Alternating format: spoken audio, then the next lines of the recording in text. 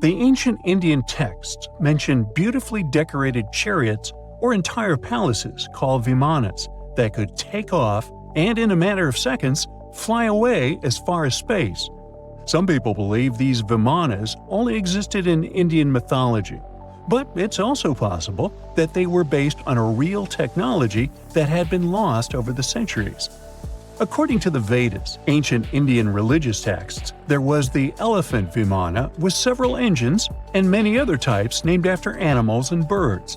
There was one for local travel, one for visiting different countries, and one for traveling to the moon and various planets. They could develop a great speed. One Vimana had the superpower of invisibility.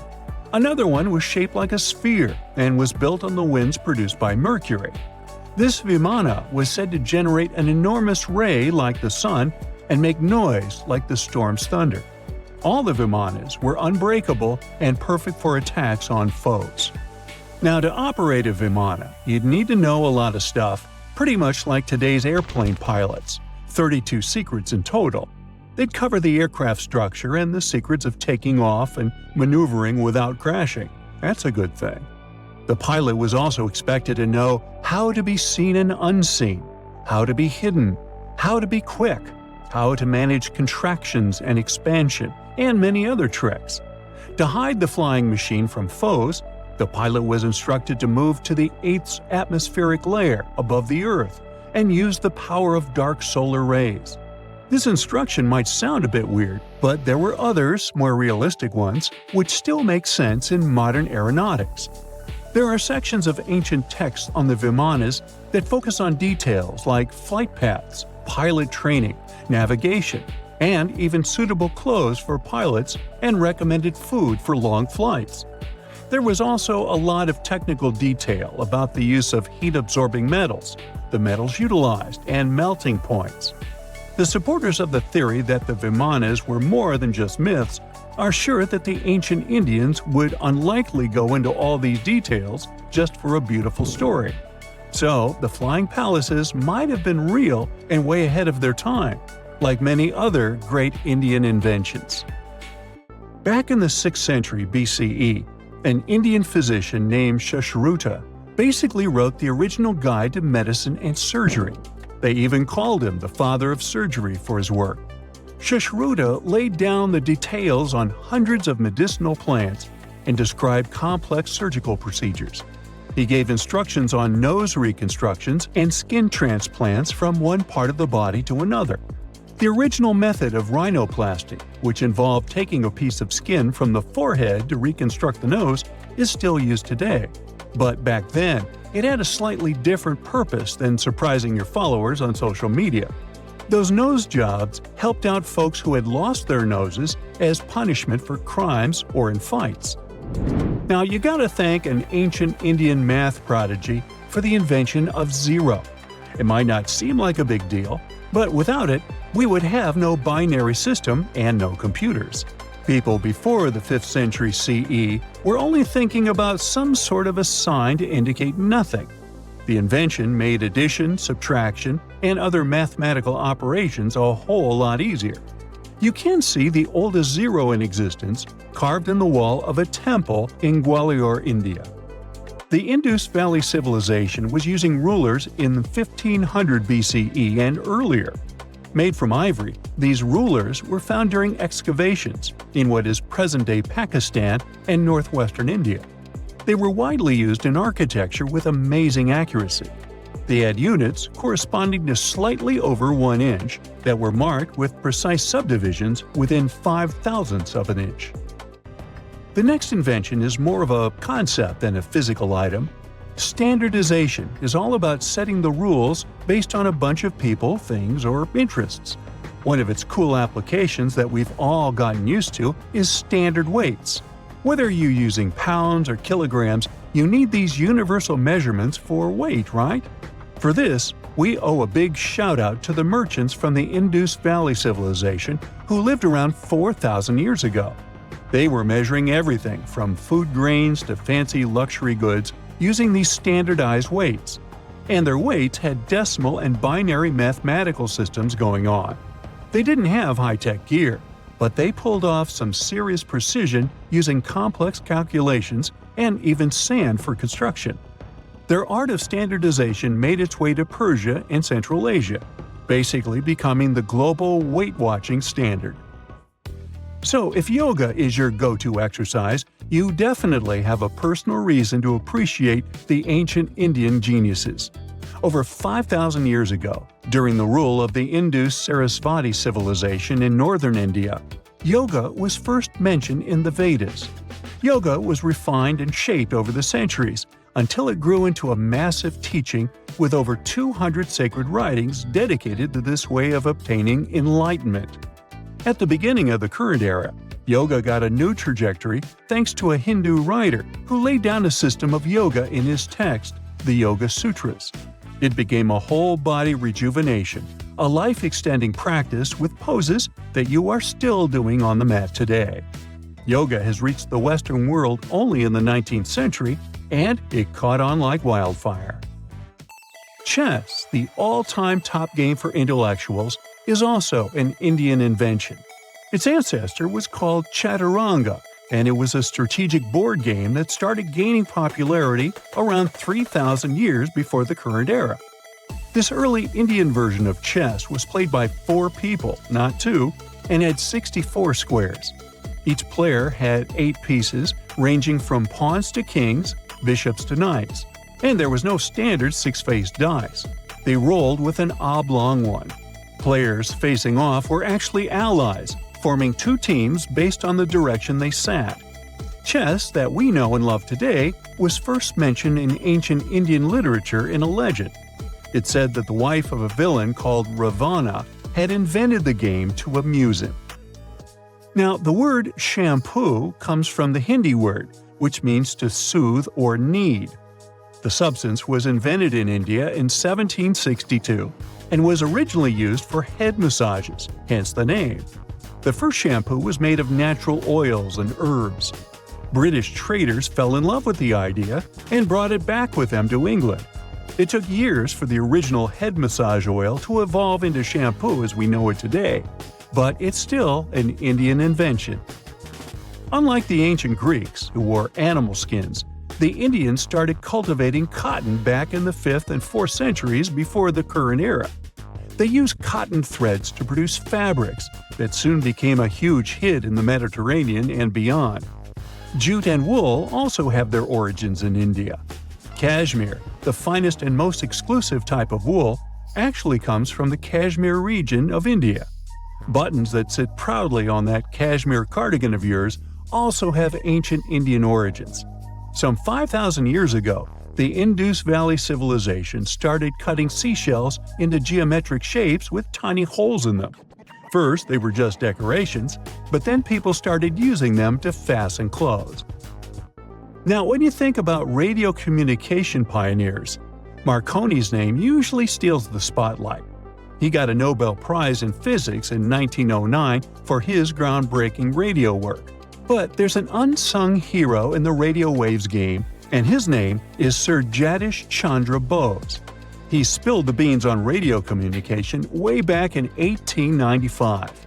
He shot an electromagnetic wave across 75 feet at the town hall in Calcutta, and it went through walls, rang a bell, and even set off some gunpowder.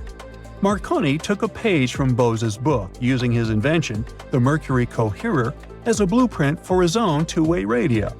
Bose didn't patent his genius creation, so he only got his credit a century later. Now, history isn't just carved in stone, but these drawings on 11,000-year-old rocks might be warning us about a freaky future. Both the Mayans and the people at Göbekli Tepe made big predictions about humanity's future.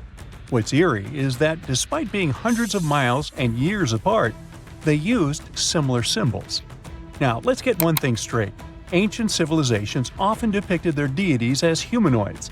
You'll find humanoid representations of celestial beings in ancient Egypt, but also in pre-Columbian societies from the Americas.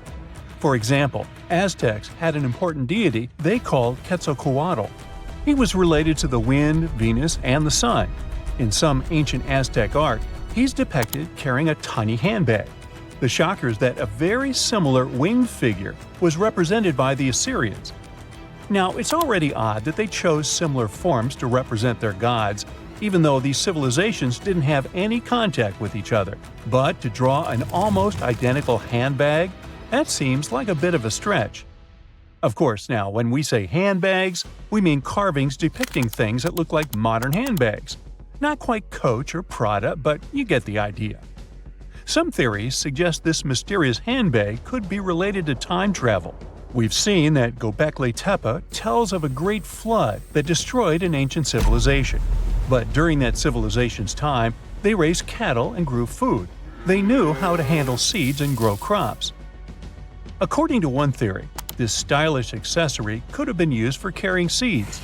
Since Göbekli Tepe is believed to be near where Noah's Ark might have been found, the people of the area could have gathered seeds to plant in the New World after the Great Flood. Strange? Definitely. But so is everything we've been talking about, so let's roll with it. Another theory on the meaning of the handbag has a much more straightforward approach. In multiple ancient cultures, the circle was used to represent spirituality and non-materiality, but the square was often associated with concepts of the earth and materiality. So, what we modern humans understand as a handbag might be an image that symbolizes the reunification of the earth and sky, of the material and non-material elements of existence. Not a bad theory, I would say. But then, who am I? Some researchers, like Graham Hancock, are not convinced with these previous explanations. For him, Göbekli Tepe is all about little gray people and their contacts with ancient earthling civilizations. You see, right in the middle of this ancient site, there's a special pillar called Pillar 43, or Enclosure D. At first glance, it looks like an astronomical calendar. You see the scorpion? That's the Scorpion constellation. And that ball in the center? It's all about the sun's alignment. We know ancient societies like the Maya or Incas were stellar astronomers, so what's the big deal here? Turns out, the folks at Göbekli Tepe were talking about a massive natural disaster that wiped out all forms of life before their time. When astronomers recreated the angles and positions from Pillar 43, it showed an astrological setup from over 13,000 years ago. The stone also depicted a tragic event, a mix of a flood and a meteor shower. The headless man? That's humanity's tragic end. And the snake from the ground? Giant waves washing over the earth. And it's not just one stone telling the tale. Pillar 56 shows more of the Younger Dryas event, or as it's called, the terror from the sky. You see animals fleeing and waves crashing as the meteor shower hits. But wait, while Pillar 43 gives us the exact date of the last disaster, Pillar 18 in Enclosure D gives us the date of the next possible wipeout. The art depicted in this pillar zooms in on the constellation of Aquarius. Now, you might have seen the movie The Age of Aquarius or heard some woo-woo theories about how we're entering this phase right now. You see what I'm driving at? Göbekli Tepe might be giving us the date of the next disaster so that we have time to prep for it. These images could be a survival guide for humanity. Or not. Now, this would be bananas if it weren't for one piece of evidence. Let's check the facts. The Encke comet, discovered in 1786, used to be part of a megacomet, 100 miles wide, made of ice, metal, and rock. It broke up and formed a debris field. Now, instead of one huge comet, we've got millions of smaller ones. When the Earth passed through that debris, the folks at Göbekli Tepe saw a firestorm of comets, all coming from the Aquarius constellation, just like on Pillar 43. Now, here's the supposed scary part. We pass through that same debris field every year. If you're watching this in September, October, or November, we're flying through it right now. It could happen that these debris fall onto the surface of the Earth all over again, repeating history. But so far, that's just a theory. The mind-boggling question is, how did the people at Göbekli Tepe know about an event that happened before they were all born? In 2019, excavations kicked off at Karahan Tepe, about 40 miles from Göbekli Tepe. But research suggests it might have been settled even earlier. Göbekli Tepe seems to have been a place of worship or an observatory, but Karahan Tepe shows signs of a structured society.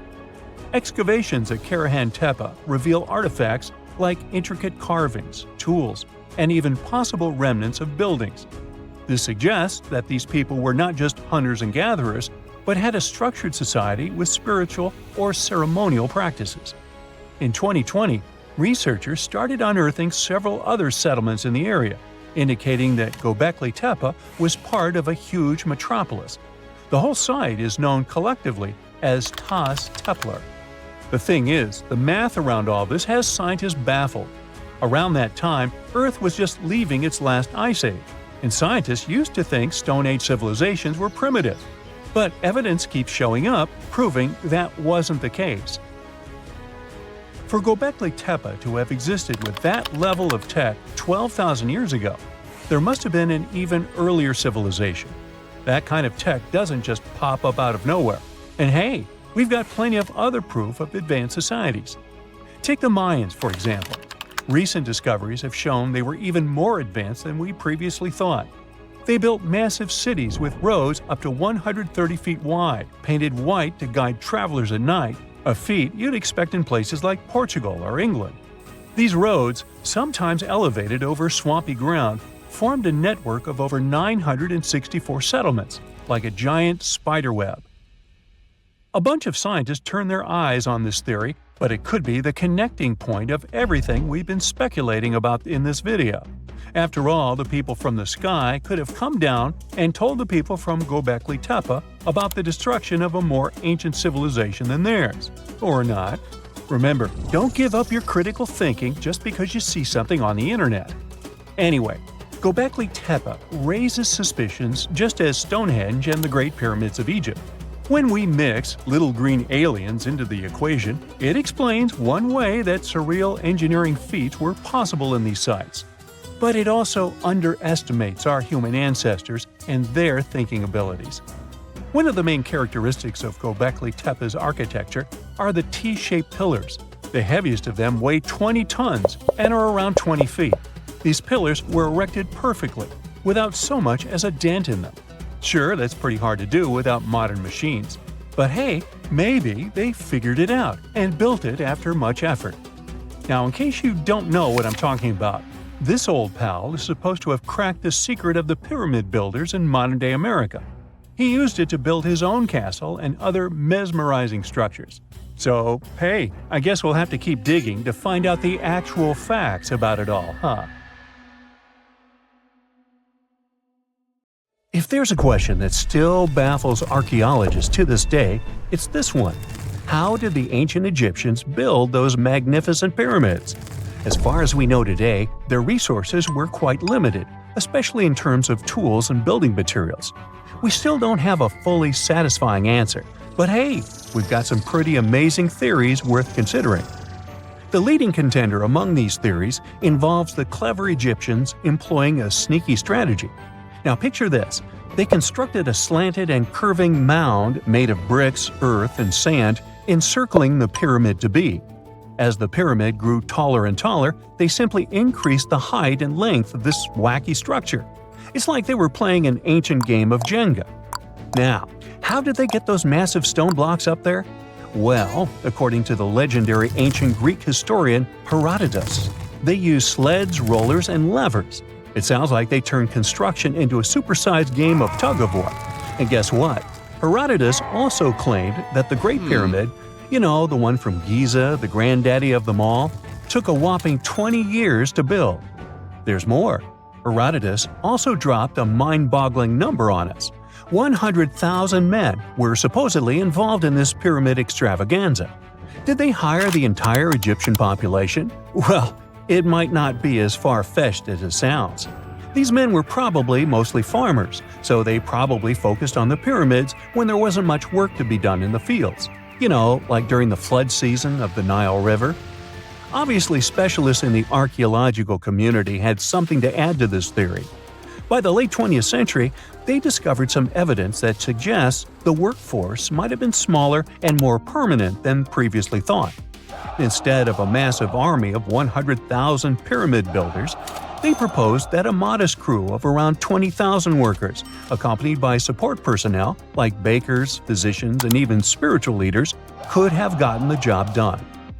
There was also this theory that claimed that the pyramids were actually built from the top downward. It suggested that these colossal structures were nothing more than isolated hills used as quarries. The stones were supposedly drawn from these hills, and over time, competing engineers took charge and transformed them into the iconic pyramids we know today. Now, before you dismiss this theory as a wild fantasy, some folks thought it wasn't completely crazy.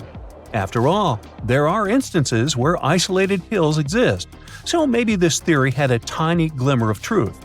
Whether it involved ramp building or ingenious work schedules, one thing is clear: those pyramids have definitely left their mark on history and on our imaginations. Now, speaking of ancient Egyptian mysteries, there's this gigantic unfinished obelisk sitting in ancient Egypt, and scientists are trying to figure out how it was shaped. Now, some people suggest that our industrious ancestors used handheld pounders to get the job done.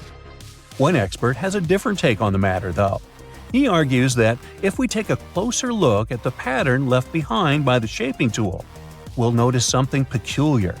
The walls of the trenches surrounding the obelisk display a neat and even pattern, which is pretty unlikely if they were pounded away by mere mortal hands.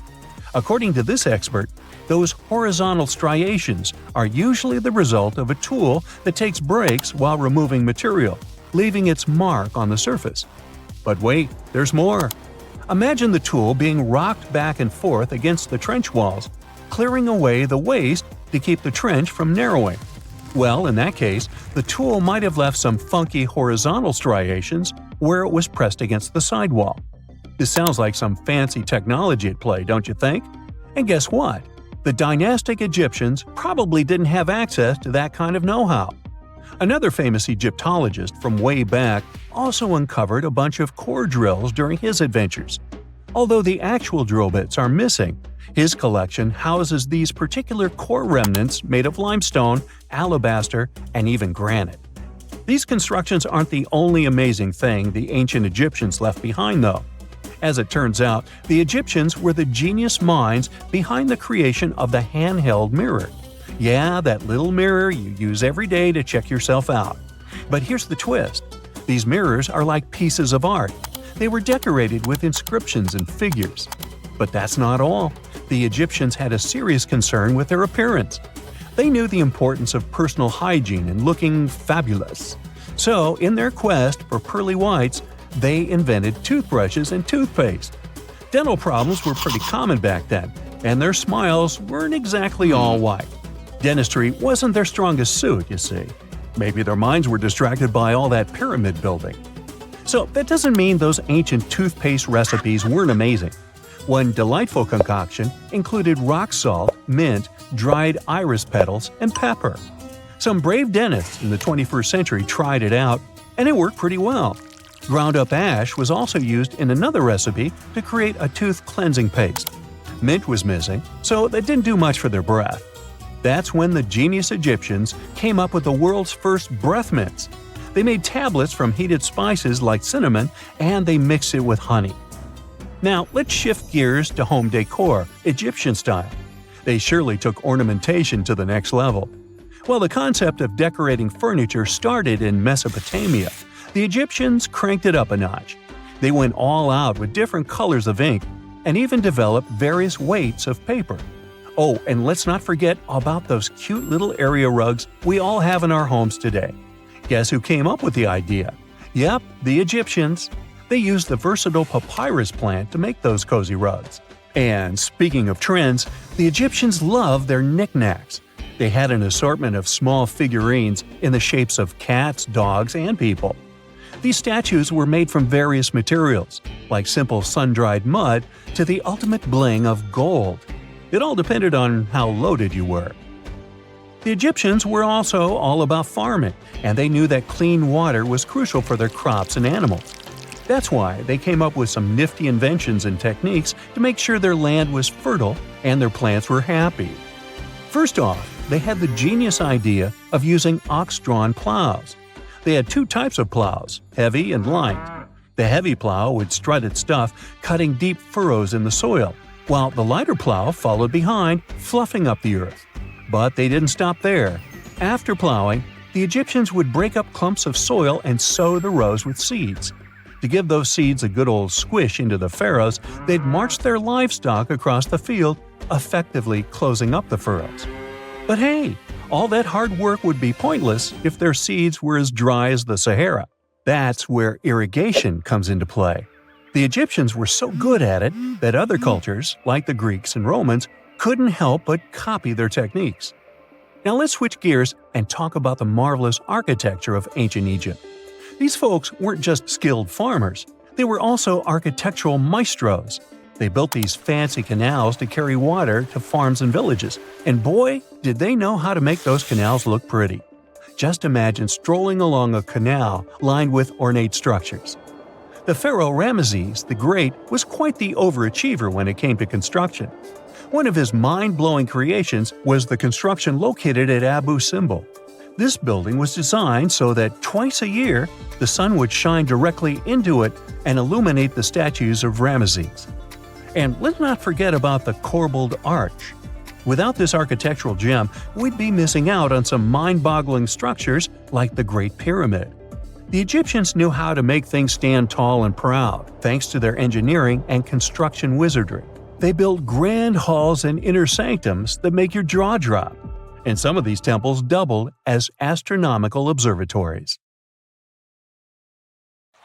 Whenever you hear about ancient ruins, you almost never picture them being suspended somewhere, or just randomly hanging on the branch of a tree, right? In fact, for most of the ancient artifacts we have exposed in museums all over the world, archaeologists did quite an impressive amount of digging. You see, buildings have this funny way of fading away over time if not properly taken care of. Sometimes we need to reuse some building materials, so an older construction may be sacrificed in the process. Other times houses are abandoned, and once they are exposed to the elements on the surface, like rain or sunlight, they don't really stand a chance. Some just simply crumble away due to good old erosion. So the only way a piece of architecture can survive the test of time is if it's somehow gotten buried deep down. Now, how did they end up buried in the first place? Well, it's quite the comedy of errors. Ancient cities had a habit of gradually raising their ground level like a kid adding toppings to their ice cream sundae. You see, these settlements were always busy collecting food and building materials to keep up with their ever-growing population. But hey, who has time to deal with waste and rubbish? It wasn't exactly high on their to-do list back in the day. So when it came to building new houses, ancient civilizations found it much easier to save their sweat and tears by piling up the rubble and constructing right on top. But that's not all. Rivers would also occasionally flood and deposit a layer of sediment on the city floors, further encapsulating those ancient constructions. And in those dry regions like the desert, where the wind likes to show off its sand and dust dance moves, you can bet it was a constant struggle to keep the establishments clean. One hilarious example is the Sphinx, which had its head buried in sand until a group of archaeologists unearthed it in 1817. Some ancient towns eventually got covered up because they were completely abandoned. With less human activity to control their expansion, plant seeds couldn't resist the opportunity and sprouted all over the place. They gobbled up carbon dioxide from the air and grew, adding more and more bulk to the ground. Those cheeky roots even decided to stabilize the soil made from decaying plant matter, creating layers upon layers of earthy goodness. It's like the ultimate DIY project Mother Nature embarked on, with plants as her loyal helpers. The act of digging into the secrets of ancient civilizations is not just about unearthing a lost world. It's also an epic quest to reveal the hidden treasures beneath layers of history. But how do archaeologists know where to dig in the first place? If everything is covered in layers upon layers of sediments, debris, and plant roots, they must have some sort of system they rely on before embarking on a new project, right? For starters, they're not always the ones suggesting an archaeological dig in a certain location. Let me explain. Let's say you're a contractor and you want to build a new fancy apartment complex in your city. Some local legislations have certain requirements before your project can start, though. For instance, before anyone starts building on a piece of land, they might need to bring in specialists to check the soil. These clever folks can be archaeologists, geologists, or paleontologists, and they need to keep an eye on things during development. If any artifacts or ecofacts, fancy word for organic remnants, are discovered, these experts swoop in to excavate and study them. But what about sites that have nothing to do with bulldozers and yellow hats? Archaeologists have more than one trick up their sleeves when it comes to locating ancient hotspots. They dive deep into historic records with a healthy dose of detective work. By sniffing out old documents and maps, they can piece together the puzzle of human activity in a specific area. If a site has been visited before, it's even better. Finding records of past excavations or historical accounts can give archaeologists lots of information on where to continue their treasure hunt. Before archaeologists start swinging their shovels, they engage in a bit of a visual scan mission. Armed with a grid system, they'll stroll around the site, keeping their eyes peeled for any artifacts that might be hiding just beneath the Earth's upper layer. From groundstone tools to historic glass and even ancient garbage dumps, yes, they're also valuable. These keen-eyed explorers can spot signs of human activity faster than most people. If they stumble upon midden soil, fancy term for a garbage dump, they know for sure that humans once called this place home. Archaeologists don't just rely on their trusty shovels, though. They have an arsenal of gadgets to aid in their search for hidden wonders. Geophysical tools are like their secret weapons. Take the resistivity meter, for example. This clever contraption measures the electrical component of the soil and any buried features or artifacts. A buried wall, for instance, will create a different resistivity reading than the surrounding soil. Magnetometers and ground-penetrating radar work in similar ways, showcasing potential hints of ancient treasures in the soil. And who could forget our trusty old friend, the GPS? It helps archaeologists map out precise locations, like a high-tech treasure map, leading them straight to their pot of gold. Care to virtually visit some of the most important archaeological sites in the world? Well, follow me. In the United Kingdom, for instance, you'll find this interesting place called Stonehenge. It's one of many henges scattered around, but this one really takes the cake. Picture this: massive ancient stones standing tall and proud, arranged in a funky outer ring and an inner horseshoe, with some smaller stones thrown in for good measure. And guess what? These amazing stones have been around for over 5,000 years. Talk about a serious case of rock-solid longevity. Now, here's where it gets interesting. According to local folklore, the legendary wizard Merlin whipped out his magic wand and poof! He teleported these massive stones all the way from Ireland. Apparently, some giants had assembled them there, but Merlin decided they would look much better at their new location. Others think it's just the ruined remains of an old Roman spiritual edifice. These amazing structures were built by our Bronze Age ancestors. With their simple tools and limited tech, they managed to create this monumental masterpiece. Impressive, right? Unfortunately, there's still so much we don't know about this area. Stonehenge's initial purpose remains a mystery to this day. Sure, there are lots of theories, but scientists have yet to agree on the subject. However, we do know that it's perfectly aligned to catch the sunrise during the summer and winter solstices. The ancient city of Pompeii is an equally amazing archaeological site. Picture this: Mount Vesuvius, a notorious troublemaker, decided to throw a volcanic tantrum and completely covered this ancient Roman city. It turned it into a time capsule, located outside present-day Naples in Italy. Fast forward to the year 1748, when a bunch of adventurous explorers stumbled upon Pompeii. Lo and behold, they discovered a treasure trove of well-preserved goodies: streets, houses, food. Probably a bit stale by then. Blingy jewelry, fancy sculptures, colorful frescoes, everyday household items, and even animal and human remains. It was like an epic archaeological party. From the looks of it, Pompeii had it all. Fancy houses and villas, a massive 20,000-seat arena, cute little artisan shops, hangouts like taverns. And let's not forget the saucy spots like those luxurious bathhouses for some intense pampering. There's also the Sanctuary of Apollo, where people used to gather for their daily dose of worship. And of course, the bustling heart of the city, the Forum of Pompeii, where all the cool people used to hang out. And guess what?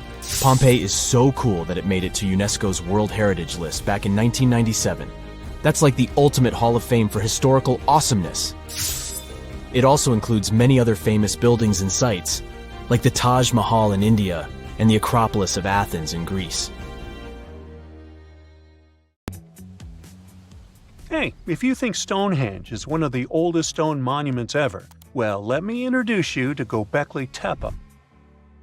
Buckle up, we gotta travel to Turkey to meet this really old guy. Yeah, he's too old to travel. Jokes aside, Göbekli Tepe, an archaeological site located in southeastern Turkey that dates back to the Neolithic period around 10,000 BCE. It's considered to be one of the oldest and most significant archaeological discoveries in recent times. The site consists of a series of circular and rectangular structures made of stone pillars. Yeah, it does look like its younger brother Stonehenge. Some of those pillars are decorated with intricate carvings of animals and other symbols. Now, you maybe wonder, hey, why on earth did they make such a fascinating building? What was its purpose? Sorry, I got no answer for that. The purpose of the site is still unknown, but it is believed to have been a ceremonial center for the ancient people who lived in the area. The discovery of Göbekli Tepe has challenged long-held beliefs about the development of human civilization, as it suggests that complex societies may have emerged much earlier than previously thought. Okay, pack your stuff, our travel's just started. Next destination, Masada. It's an ancient fortress located in Israel on a plateau overlooking the Dead Sea. Hey, look at that view, spectacular, huh? It was built by King Herod the Great in the 1st century BCE, and it was very smartly built. Within the fortress, there were various facilities such as storehouses, barracks, a palace, and a set of cisterns capable of holding approximately 40,000 cubic meters of rainwater. People living there believed that the collected runoff from a single day's rainfall could provide sustenance for over 1,000 individuals for a period of 2 to 3 years. Access to the fortress was limited to 3 steep and winding paths leading up to fortified gates. Still, at one point, the fortress was occupied by people who had fled Jerusalem after the city was captured by the Romans. They held out against the invaders for several months, but eventually they were defeated. But these guys didn't surrender. The story of Masada has become a symbol of resistance and bravery. Today, Masada is a popular tourist attraction and a UNESCO World Heritage Site. The next flight is going to be short. We're popping over to Egypt to see the Karnak Temple complex. It's a vast ancient Egyptian temple complex located in the city of Luxor, Egypt. It was built over a period of 2,000 years and covers an area of more than 200 acres. The complex is dedicated to the worship of the deity Amun-Roka. Wait a minute, that should be Amun-Ra, and it was one of the most important religious centers in ancient Egypt. The Karnak Temple consists of several temples, chapels, and other buildings, including the Great Temple of Amun, the Temple of Khonsu, and the Temple of Ptah. Ptah! The Great Temple of Amun is the largest and most impressive temple in the complex, with massive columns, statues, and other decorations.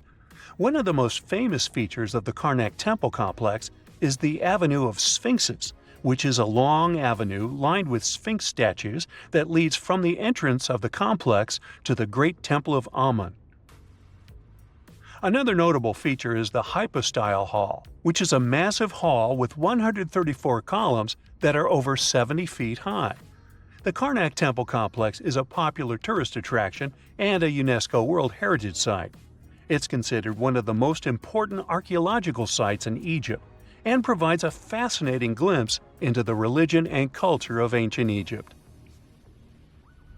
Hey, we can't hop on the next flight and leave Egypt until we see the Pyramid of Djoser. It has another name, by the way. It's also known as the Step Pyramid. This ancient Egyptian site is located in Saqqara. It was built during the 27th century BCE for the pharaoh Djoser by his architect Imhotep, who is considered one of the most important figures in Egyptian history. People believe this pyramid is the first monumental structure built entirely of stone and is an important example of early Egyptian architecture.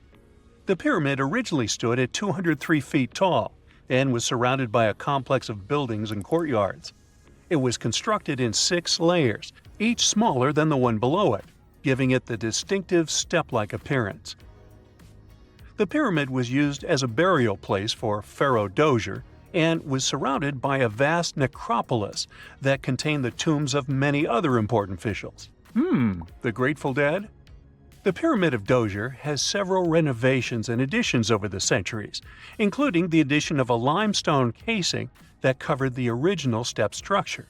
However, much of the pyramid was destroyed over time, and today only the central core remains.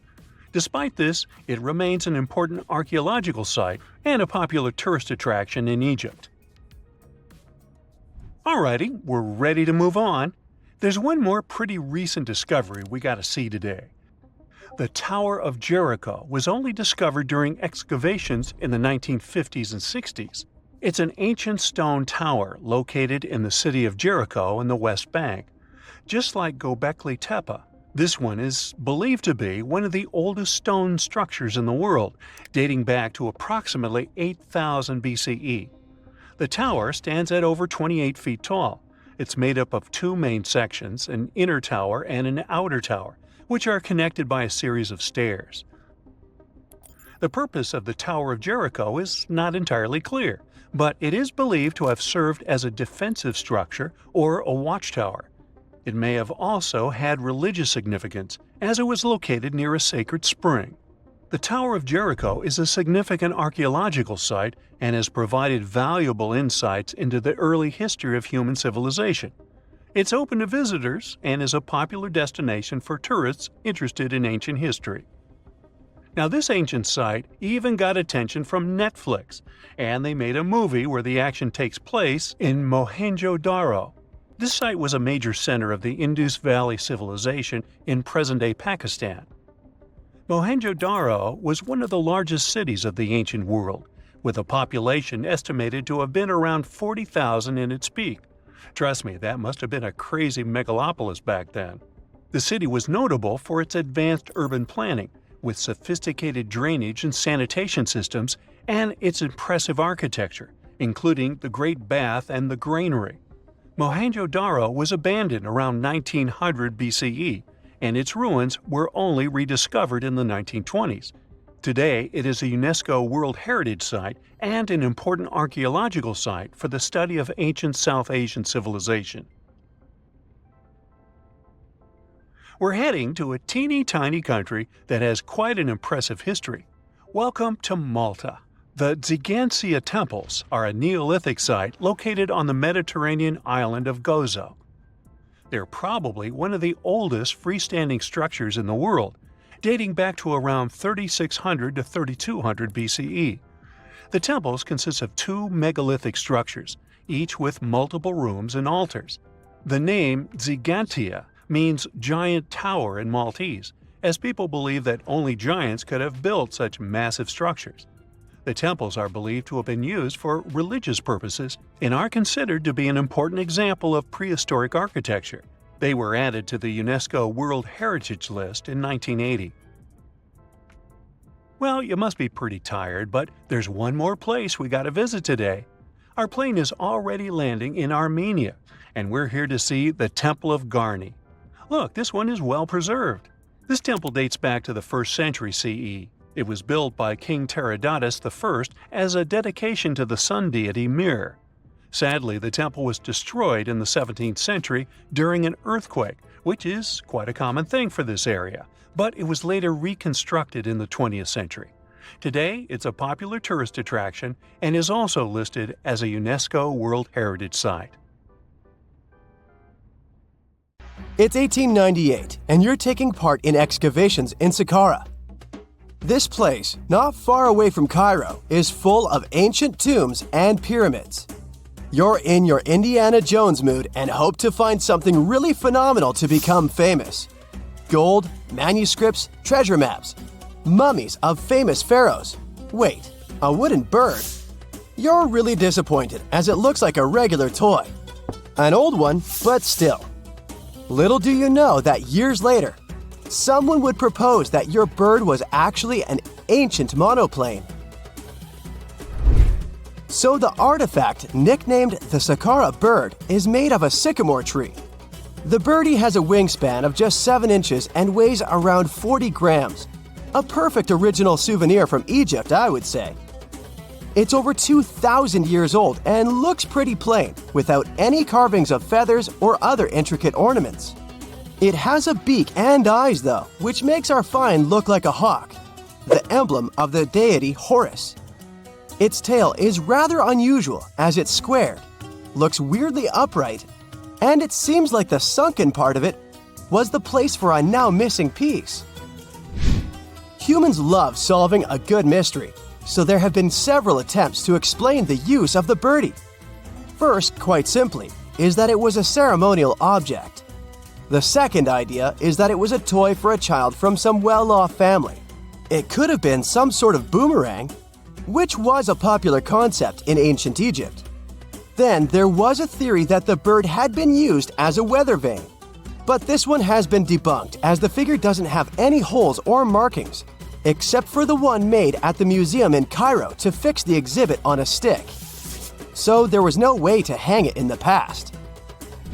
Almost a century after the bird was found, Egyptologist Dr. Khalil Masiha proposed a new theory that it could have been a model of a monoplane.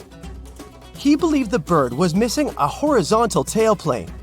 Otherwise, it had its wings set at a right angle, similar to that of modern planes. It could have worked to generate the aerodynamic lift necessary for flights. Dr. Masiha also claimed that it was common at that time to place miniature models of technological inventions in tombs. So, did the ancient Egyptians really invent the plane in 200 BCE? That would make the Wright brothers, who are considered the inventors of aviation, really upset. They made one of their first flights only in 1903. There's just one way to know for sure, and that is to test the model. But you know, the ancient museum in Cairo would unlikely let one of their cherished exhibits fly around like a toy. That's why glider designer Martin Gregory built a similar model, this time of balsa wood, and concluded that even with the missing tailplane, the plane wasn't much of a flyer. Case solved? Not really. This didn't sound convincing enough to the History Channel, so they invited an aerodynamics expert to build another replica of the bird. He tested it in weather conditions similar to those in Egypt and was impressed with the little plane's abilities. So, if they did invent the prototype of a plane back in the times of pharaohs, it would be a good example of an oupart. That's an out-of-place artifact, an object that's way ahead of its time in terms of technology or history. And the Saqqara Bird isn't the only example of such a revolutionary concept. In 1901, a group of divers retrieved the Antikythera mechanism from an underwater shipwreck near the Greek island of Antikythera. It's been dubbed the world's first analog computer, and it's currently dated around 100 BCE. The bronze mechanism could tell the position of the sun, moon, planets, and stars, as well as the lunar phase, the dates of upcoming solar eclipses, and even the speed at which the moon moves through the sky.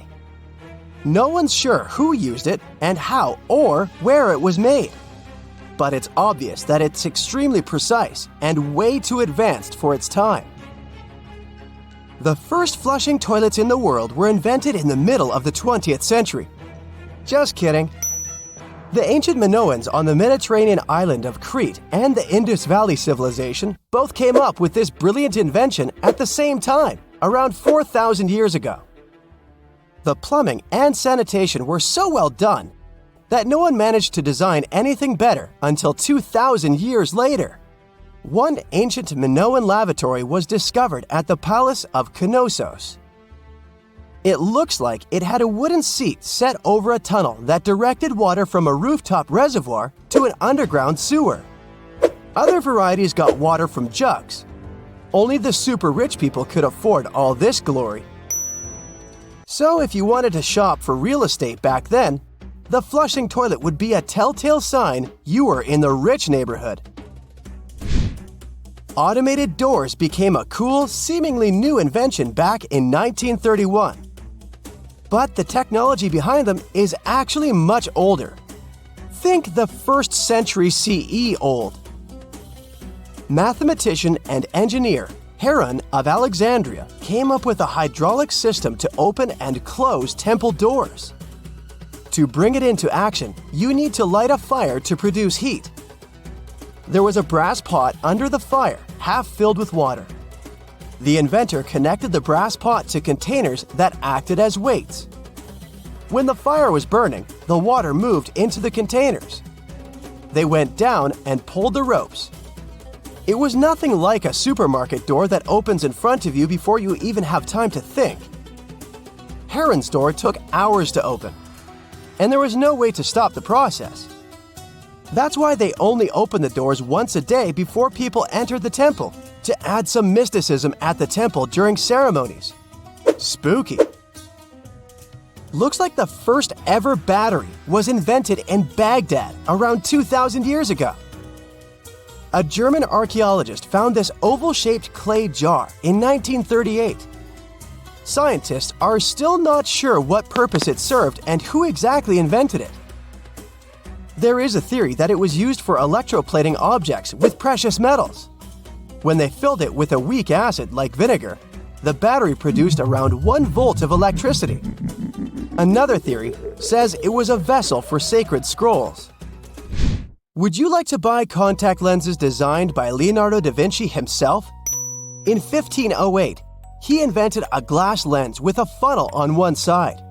You were supposed to wear it with water inside to improve your vision. Sounds a bit uncomfortable, doesn't it? So, around a century later, French scientist René Descartes decided to improve the idea and make the cornea contact the future lenses. Contacts because they contact your eyes, get it? The glass tube with liquid did help improve vision, but blinking was sadly impossible. 2.5 centuries later, new technologies in the glass industry let scientists design contacts that would fit in the eye and even let the wearer blink. Thanks, guys! Still, those lenses were made of heavy blown glass and didn't let the eye breathe. About 50 years later, contacts became plastic, lightweight, unbreakable, and scratch-resistant, but still covering the entire eye. And then, in 1948, an English optical technician accidentally sanded down a plastic lens and figured out they'd still be in place even if they covered only the cornea. Imagine you're living in 19th century London and need to send a message to New York. It would have taken about 10 days to get there by ship. So when delivery time went from days to hours in 1858, it was a true sensation. The first message was sent by Queen Victoria herself. It was all made possible thanks to the transatlantic telegraph cable, running under the ocean. Sadly, the new cool invention only lasted a few weeks.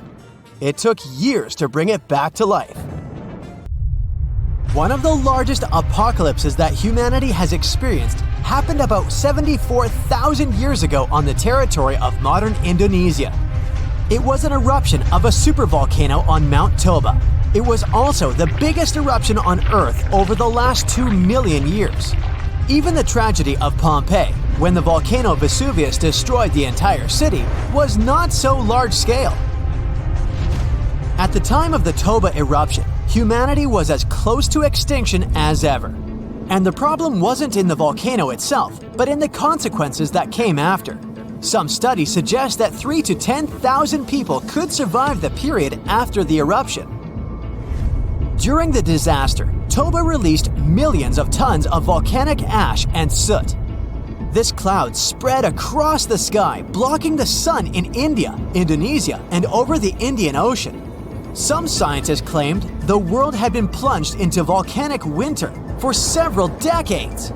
Take a look out the window in cloudy weather. Do you see how gray clouds cover the sky? But still, clouds let the sunlight pass through. It was much worse during the Toba eruption since sulfur dioxide in the volcanic ash reflected sunlight. Dust and ashes didn't settle for a long time. Perhaps they flew all over the planet, destroying many living things. A lot of plants couldn't survive because of the lack of sunlight. Also, Earth's temperature dropped by several degrees, which led to new disasters. In today's modern world, the temperature doesn't affect residents of our cities that much. But for nature, even minor changes may entail catastrophic consequences. For example, plants and insects can live at the same temperature for thousands of years, but a sharp cold snap destroys them. This leads to the fact that almost all animals don't get enough food to feed their offspring. The population of all creatures in the wild is dropping. The ancient people of that time survived by hunting herbivores and gathering berries, fruits, and mushrooms. But the eruption destroyed almost all of it. Also, a lack of light caused a lack of vitamin D. As a result, people were starving and they also were pretty depressed. However, some scientists think that many people survived this period quite easily, especially those who lived on the coast of South Africa. The ocean received the most minor damage from the disaster. The tribes who lived near the water caught a lot of fish. Both versions haven't yet been proven. Scientists still try to build an accurate picture of human development after this volcanic apocalypse. About 50,000 years after the Toba eruption, when the sun had finally passed through the gray clouds and the ash settled on the ground, nature and people began to restore the previous balance. But the warm times quickly didn't start as the Ice Age had already begun, and this problem was much more severe, as it lasted for thousands of years. Decreased solar activity and planet orbit changes led to strong temperature drops. Eternal cold covered almost the entire globe, forcing all living beings to migrate and struggle for survival. Such powerful animals as mammoths and saber-toothed tigers couldn't survive the Ice Age. But Homo sapiens were able to adapt to their new weather conditions. People hid in caves, made fires, and improved their hunting skills. Therefore, in a sense, the Ice Age made humanity stronger. In the modern world, such weather can cause significant problems for the global economy and create financial crises worldwide. The last period similar to the Ice Age happened at the beginning of the 19th century. Mount Tambora in Indonesia exploded and released millions of tons of pumice, soot, and volcanic ash into the sky. People who lived on a volcanic island got the most severe damage in the first few minutes, but then the eruption's consequences began to reach the whole world. Volcanic ash again blocked sunlight and led to one of the coldest years in North America and Eurasia. This year, 1816, is better known in history as the year without summer. The ash cloud increased humidity and lowered the temperature in many areas. In the summer of 1816 in Central and Western Europe and North America, a humid climate and cold destroyed the harvest. Prices for goods rose and poor people lost access to food. Logistics and transport also suffered. People used horses to move around at that time, and since oats became expensive, many couldn't afford to keep these animals. Many believe these circumstances inspired the inventor Carl Dreis to create the world's first bicycle.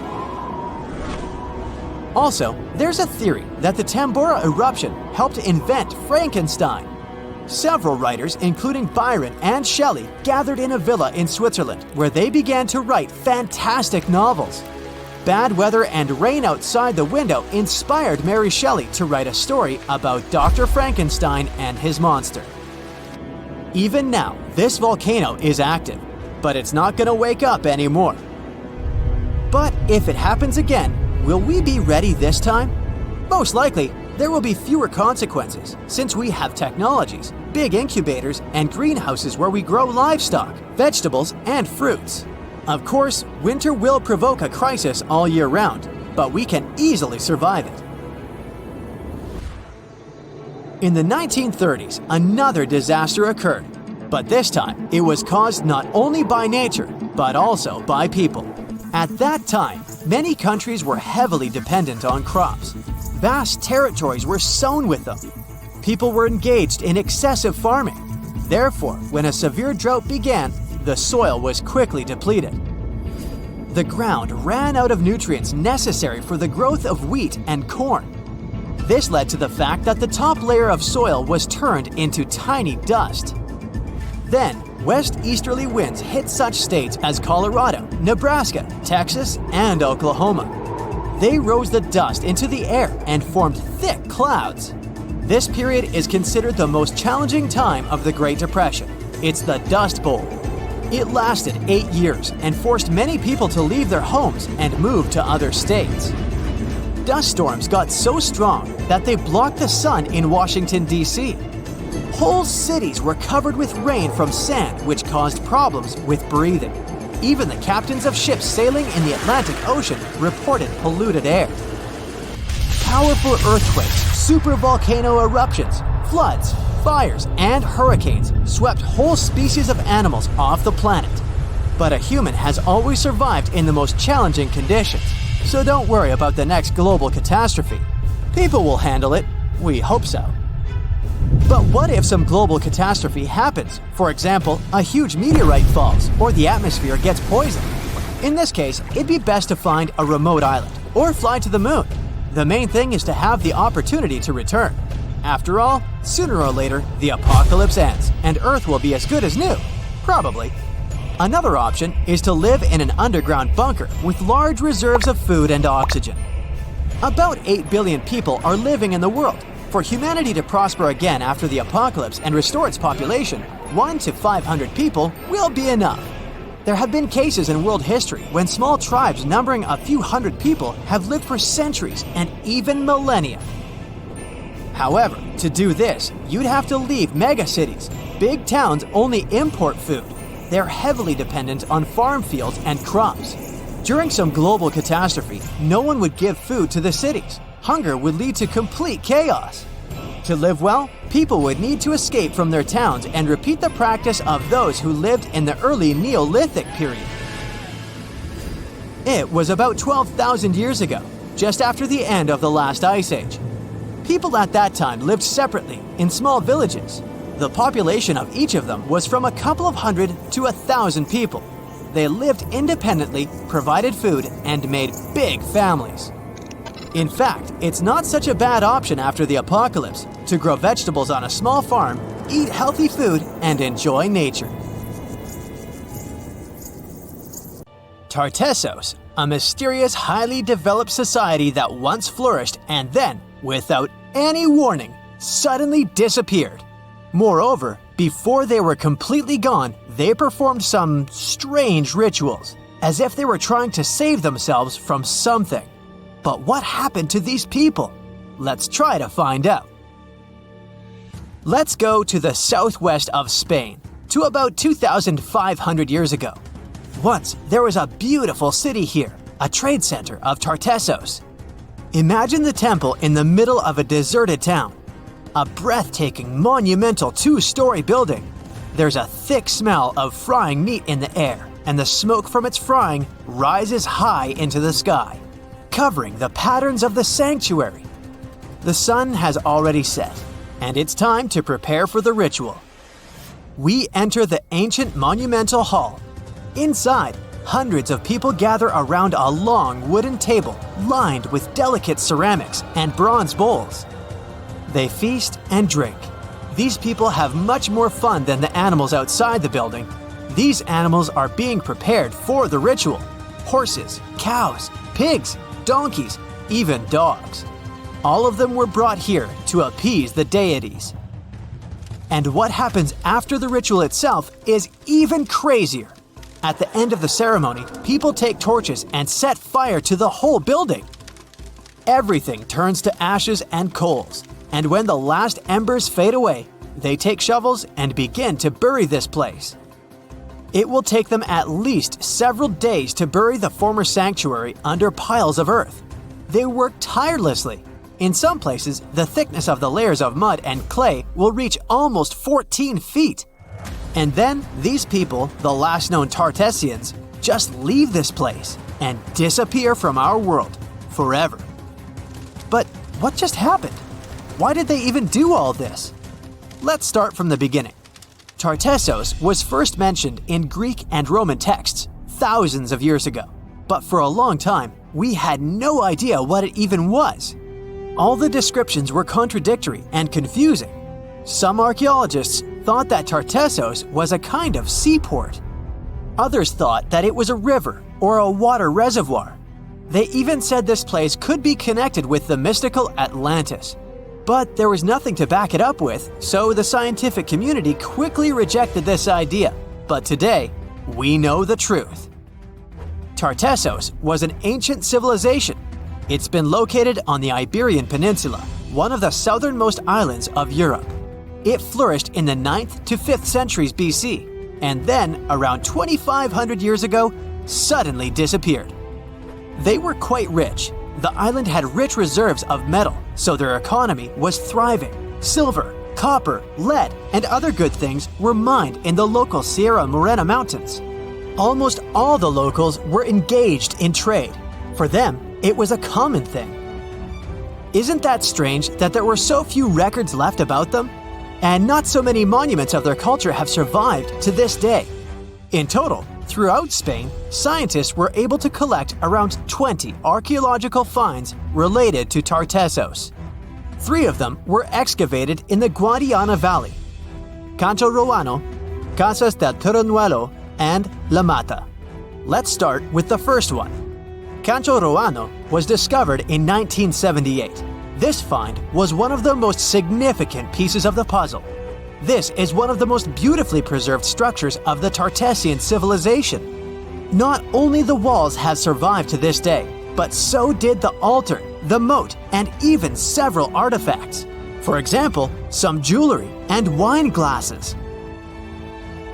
It was a square building surrounded by a deep moat filled with water. And, to be honest, we still don't know its exact purpose. We only assume that it could be an ancient temple. Some rituals were carried out there. For instance, they would set fire to the temple and cover it with thick layers of sand and clay. They even left some expensive artifacts inside, tools, gold jewelry, and so on. Moving on to the next find. Casas del Turnuelo is one of the best preserved buildings in the entire Western Mediterranean. We only discovered it a couple of years ago, back in 2015. And it hasn't been studied that well yet. But we already know that this place is also pretty weird. Casas del Turnuelo was a very rich building. It wasn't just some kind of temporary camp. It was a place of monumental, impressive architecture. Massive staircases, vaulted ceilings, luxurious materials brought from all over the Mediterranean, and the latest construction technologies. It was supposed to be a place of power, maybe even something like a palace. And yep, it also became the venue for the rituals. It's unclear whether the locals intended to destroy this beautiful place from the very beginning, but this is where they performed the greatest ritual in the area. This ritual involved more than 50 animals, including the most valuable ones, horses. It was their only means of transportation. The fact that these people gave away their horses may indicate that they planned to stay here for some time. Perhaps they hoped to appease the deities and settle on local lands. The ritual was carried out exactly as they intended. And just like Cancho Roano, this place was also set on fire. When the ritual ended, the locals buried this place and left, disappearing into the countryside of the Iberian Peninsula. Now it's an abandoned and quiet place. Just like Cancho Roano, it's been standing here untouched for more than 2,000 years. The last find is La Mata, which was discovered much earlier than the other two, back in 1930.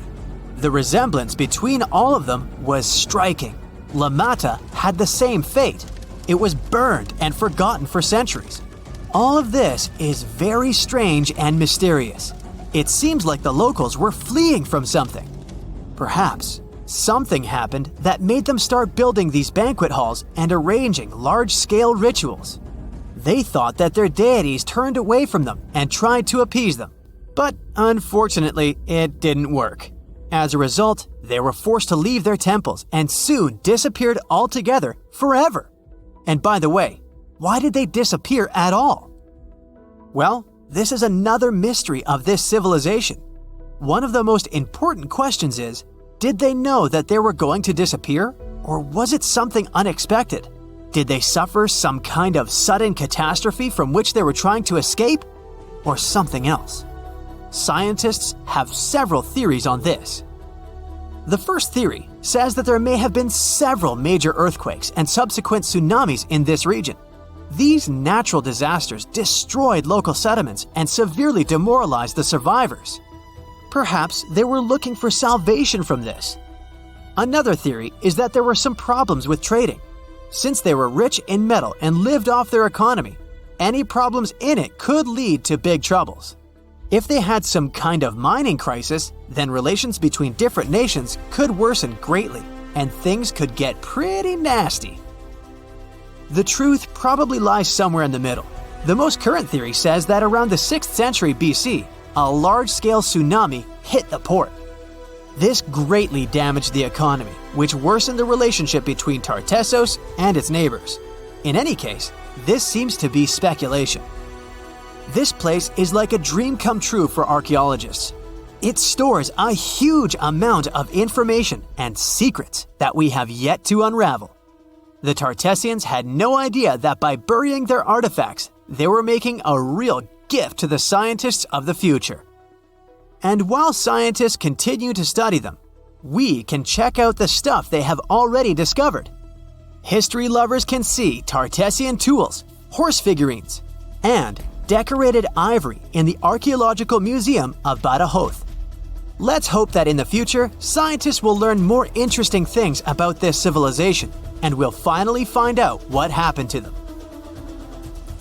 You're an adventurer looking for a golden hourglass hidden in the jungle of an exotic country.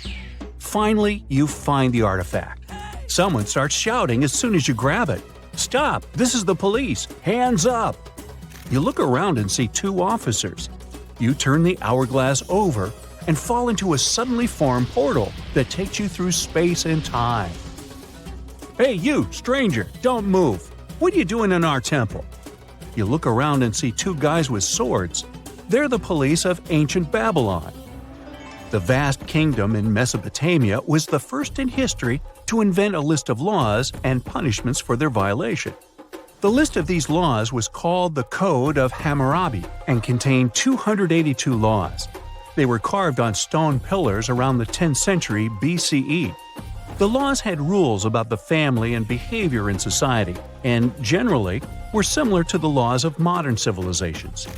The authorities of Babylon created special police squads consisting of locals. Their goal was to monitor public order and ensure no one broke the law. Some records of the squad's work have survived to this day. They talk about how the ancient police stopped noisy feasts, monitored tax payments, and searched for thieves and looters. In general, their routine was similar to the routine of modern police. They guarded temples and made sure that nothing was taken from them. You're now in their temple, holding the golden hourglass. The sand pours down, and you teleport to another place. It's the 14th century. You're in Nigeria, on a hot plain under the scorching sun. You hear someone approaching you from behind. "Stop! Don't move! Your fate will be decided at the meeting." Two Okanko guards, members of the Ibu ethnic group, walk to you holding spears. Okanko consisted of rich and poor people, young and old. They were the judges of justice and ensured that no one violated the laws. Each village had its own Okanko squad. They severely punished those who cheated or harmed other people. Okanko also solved land disputes. Before passing a verdict or sentence, Okanko discussed it at public meetings. You haven't broken their law, but you're a stranger in their village, so they want to grab you. Fortunately, the hourglass transports you out of there. Now you're inside a temple in ancient Egypt. You hear barking dogs, screaming monkeys, and human voices. "Who are you?" You turn around and see the Magi, the police of the Middle Kingdom of ancient Egypt. These experienced guys with swords patrol the streets with dogs and even monkeys. They were residents of the neighboring kingdom of Nubia. Still, as the territory of Egypt expanded, they offered their services as the guardians of order. During the New Kingdom, the temple priests of Egypt performed police functions. They protected temples and caught looters and thieves. If someone stole something from a temple, temple priests arrested the thief and conducted their own investigation. They won't investigate anything this time as you disappear and continue your journey. You're in a hot jungle now. You can see large stone buildings through bushes and trees and hear a flowing river and people's voices. You're next to a large agricultural area. It looks like a modern civilization in a tropical forest. But this is the 15th century, and you're in the Incan Empire on the South American coast. Police officers are called Cokes here, which means the one who sees everything. Two Cokes pass by you and don't tell you anything. The Incan Empire had a developed legal system, and no one could arrest you just like that. The one who accused another person of violating the law had to be above the rank of the accused. Therefore, Cokes were the most senior people in cities. They kept order and also conducted a population census. Their duties also included the distribution of land and the construction of roads and bridges. They held all court proceedings publicly and punished those who committed serious violations. But for petty hooliganism, people were just subjected to public censure. Here, you feel safe thanks to the harsh but fair laws. But the hourglass is restless and takes you to ancient Greece. And to be honest, you're out of luck, because the Crypteia of Sparta is in charge here. These tough guys got trained in duels from an early age and developed incredible strength and endurance. Yeah, everything is as we've seen it in the movies. The Crypteia means hidden. This police force always acted cautiously and quietly to deliver a crushing blow. They didn't have armors or big swords. They were wearing light clothes and had sharp knives. The Crypteia kept order and made sure farmers paid taxes and shared their harvest. Also, the Crypteia suppressed any rebellions among people. Unlike the people in other countries, the Crypteia worked at night and rested during the day. Well, it's daytime, so no one will arrest you. But if it were night, you would hardly be able to escape from the Spartan police. You teleport to ancient Judea, where a fair judicial system was highly valued. Each city had its judge and 2 trained soldiers under their command. They were called Judean shotorim. These fighters were excellent at archery and sword fights. Their duties included checking and setting market prices and resolving private property and public safety issues. Dogs in every house should be chained, there should be no pits on the street, and the sale of knives and swords should be strictly regulated. Any violation of the law was investigated and dealt with in court. The locals really appreciated this order and paid for it as taxpayers. Now the Golden Hourglass takes you to 15th century West Africa. You're in the Songhai Empire. This was one of the largest countries in West Africa with first-class police called the Kadi. Serious violations were punished cruelly, so people were afraid to break the law. The Kadi were government officials appointed by the king. They decided who to court-martial and who to punish with a small fine. They monitored not only the order in cities, but also the environment of the king. If someone wanted to commit treason or overthrow the ruler, the Kadi found out about it and neutralized the threat. Now you find yourself in a very hot place, but not because the sun is scorching, but because there are flames everywhere. The building you're in is on fire, and you don't know what to do. At that moment, 2 guys run inside and pull you out. They just saved your life. Meet the Vigiles, the police of the Roman Empire. More precisely, they were firefighters. In 21 BCE, the Roman emperor ordered his subjects to extinguish fires in the homes of the nobility and ordinary poor people. For this, the emperor received praise and decided to create the first public fire service in Rome. The Vigiles patrolled the streets and extinguished fires caused by hot weather or hooligans. Soon, the Vigiles began to keep order and catch robbers. They wore light armor and had whips and staffs. You don't have time to thank them for saving your life, because the hourglass takes you to another era. The Mauryan Empire, which lasted from 321 to 185 BCE, was the first empire of ancient India. You don't have time to do anything, as 2 big guys grab you and blindfold you with a rag. They're taking you to interrogation. Every city in this state had a police chief and his team called Gops. They did all the police work and spied for the emperor. They looked for other spies, registered new visitors, and followed them. They patrolled the streets, kept order, and knew everything happening in the cities. They're going to put you in a cage, but you disappear right from their hands. You finally return to the 21st century. There's no more sand in the top part of the hourglass. So you ponder committing a small robbery to see how modern-day police will respond. But then the hourglass reappears and drops you into prison so you can get a close-up view. Then you wake up. You know, scientists make discoveries that change the world, but even they can face mysteries. Here are 10 things that have baffled scientists. Imagine that you constantly hear a low-frequency hum, and no one can trace its source. Roughly 4% of the world's population hears the hum. It's a geography-free sound. I mean, people all around the world hear it, so the name varies from Tao's hum to Auckland hum, depending on the region where it gets generated. The sound is just on the threshold of human hearing. People hear it less when they're outside, and it gets louder indoors, especially at night. What's even scarier is that you cannot unhear it once you've heard it. Some folks say it started in London around the time of Charles Dickens, who wrote A Christmas Carol, and the low-frequency sound actually comes from the humbug.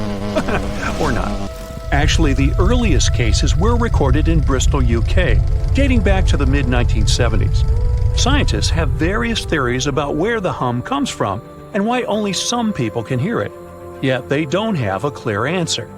It could occur when ocean waves move along the ocean floor.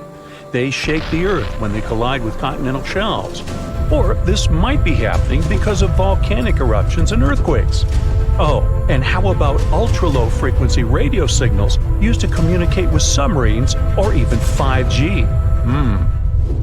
Upsweep is another type of unidentified sound. It was discovered in 1991 in the Pacific Ocean. The sound is high enough to be recorded throughout the ocean. Scientists theorize that the sound could be related to underwater volcanic activity. Interestingly, the volume of the sound has been diminishing compared to its volume when it was first discovered, yet it still can be detected.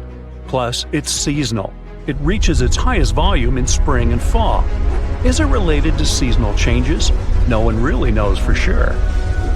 The next mysterious thing is a cone-shaped monument found in the Sea of Galilee in Israel. This monument was discovered accidentally by sonar scanning in 2003, but the findings were published only in 2013. The monument weighs 60,000 tons. It was once submerged by rising waters.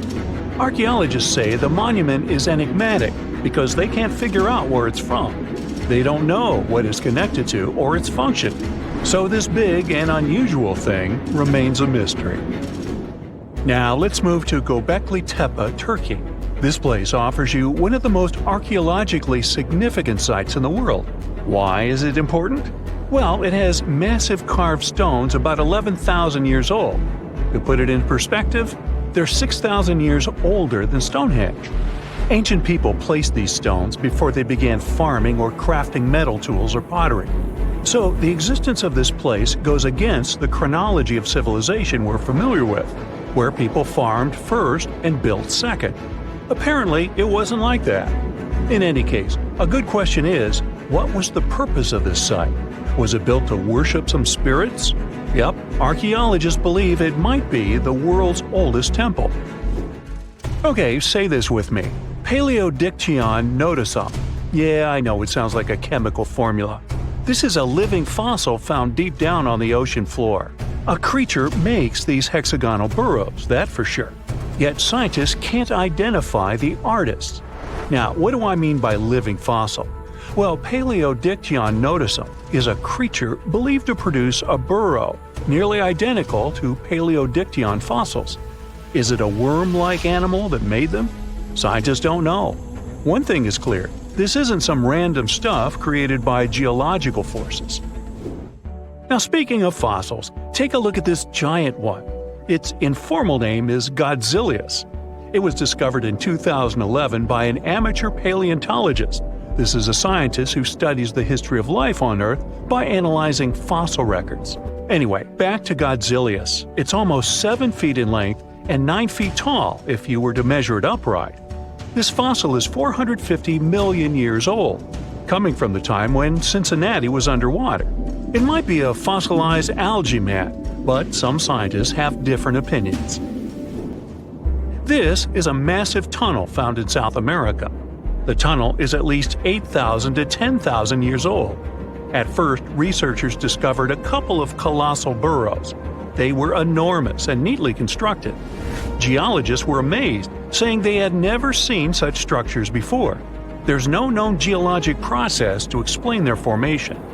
I mean, researchers have known about the burrows since the 1930s, but back then they believed that these tunnels were just some sort of archaeological construction, until they discovered huge claw marks on the walls and ceiling.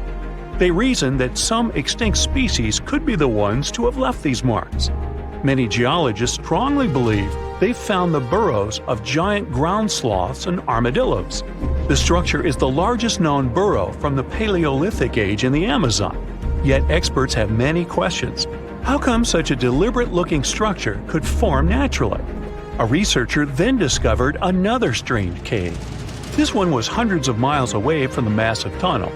Fast forward, there are now more than 1,500 burrows from the Paleolithic age found in Brazil. What's even more interesting is that some of these caves are connected to tunnels that sometimes lead to chambers. I'll continue with a natural phenomenon. What if I told you that every year, especially in October, fireballs appear on the Mekong River in Thailand? According to legends, Naga fireballs are a call for Buddha to return to Earth, and river serpents are the ones making these calls. Well, that's a myth, but what does science say about it? Is it related to a flammable gas? There are no clear answers yet. These fireballs appear to rise from the water. They can go as high as almost 990 feet. They're like fireworks, disappearing rapidly. They typically glow with a reddish or orange color.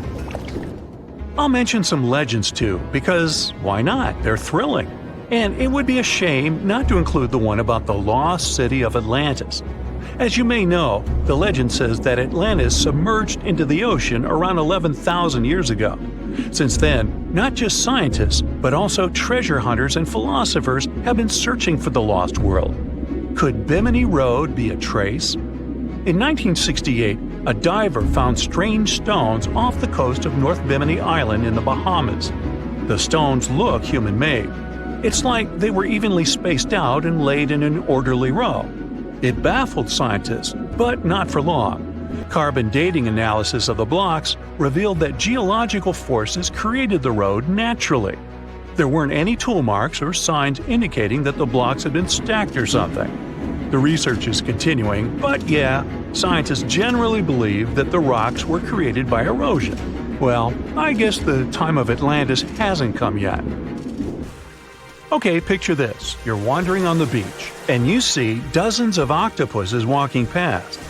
In 2017, a group of people from Wales witnessed exactly this.